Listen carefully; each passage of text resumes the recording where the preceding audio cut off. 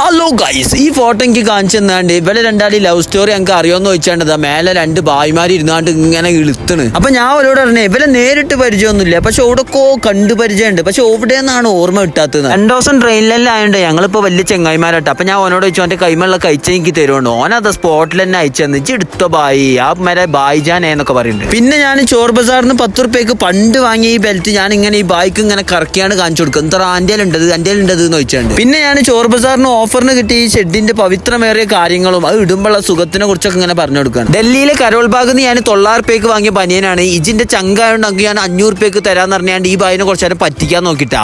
പിന്നെ ലാസ്റ്റ് ഞാൻ പറഞ്ഞു അന്നെ ഇത് ഇട്ടുണ്ടെങ്കിൽ അന്നെ കണ്ടാൽ പ്രഭാസിന്റെ മാതിരി ഉണ്ടാവുന്നതാണ് പറഞ്ഞ പോനിന്റെ തട്ടിപ്പറിച്ചാണ് കൊണ്ടുപോയി ചെക്കൻ വാങ്ങിയടാ. അപ്പോഴാണ് 95% മലയാളീസും വയറ്റുനോക്കുണ്ടാവുന്ന പേടിച്ചിട്ട് തിന്നാക്കണ ട്രെയിനത്തെ ചിക്കൻ ബിരിയാണി എന്റെ മുമ്പ് വരുന്ന കേട്ടാ. ഇന്റെ വെള്ളക്ക് ഇപ്പൊ ഈ ബിരിയാണി തിന്ന് തേമ്പൊട്ടിയോണ്ടേ മൂപ്പരാളിപ്പോ വലിയ വാശിയൊന്നും കാട്ടില്ല. എന്താ കിട്ടിയത് അത് മുണിങ്ങിയാണ്ട് നേരെ തൊട്ടിലിൽ പോയി കിടന്നുറങ്ങാം. തിന്നണീന്റെ അടുക്കാണ് സാധാരണ എല്ലാവർക്കും കരിയേപ്പിന്റെ അല്ല കിട്ടല്. എനിക്കിന്ന് കിട്ടിയത് മാങ്ങന്റെ ഇട്ട. ഇനിയിപ്പോ ഇതിലൊക്കെ മാങ്ങന്റെ ഇടലൊക്കെ തുടങ്ങിയ ആദ്യമായിട്ടാണ് ഞാൻ ട്രെയിനിൽ നിന്ന് ഒരു അപ്പൂപ്പത്താടിനെ കാണുന്നത് കേട്ടാ. പണ്ടൊക്കെ എനിക്ക് അപ്പൂപ്പത്താടിനെ കാണുന്നുണ്ടെങ്കിൽ എന്റെ അമ്മന്റെ വീടിന്റെ അടുത്തുള്ള പറങ്കിയാങ്ങന്റെ തോട്ടത്ത് പോണേ. ഈ കുറച്ച് കഴിഞ്ഞിട്ടുണ്ടെങ്കിൽ ട്രെയിനിന്റെ ഉള്ളിൽ തന്നെ പുല്ലും ചെടിയും മാങ്ങമരും അടക്കമരും തെങ്ങടക്കം വരാൻ സാധ്യതയുണ്ട് എന്നുള്ള സൂചനയാണ്. എന്റെ ചെരുപ്പൊന്ന് തേച്ചേക്കാൻ വേണ്ടി ഞാൻ ബാത്റൂമിക്ക് വെള്ളം എടുക്കാൻ പോയിട്ട് അവിടെ ആണെങ്കിൽ പാട്ടില്ല. മറ്റേ ബാത്റൂമിൽ നോക്കിയപ്പോൾ അവിടെ പാട്ടുണ്ട്. ഈ ബാത്റൂമിലത്തെ പാട്ട് ആരോ ചായ അച്ഛൻ വേണ്ടി കൊണ്ടുപോയത് തന്നെ ഉറപ്പാ.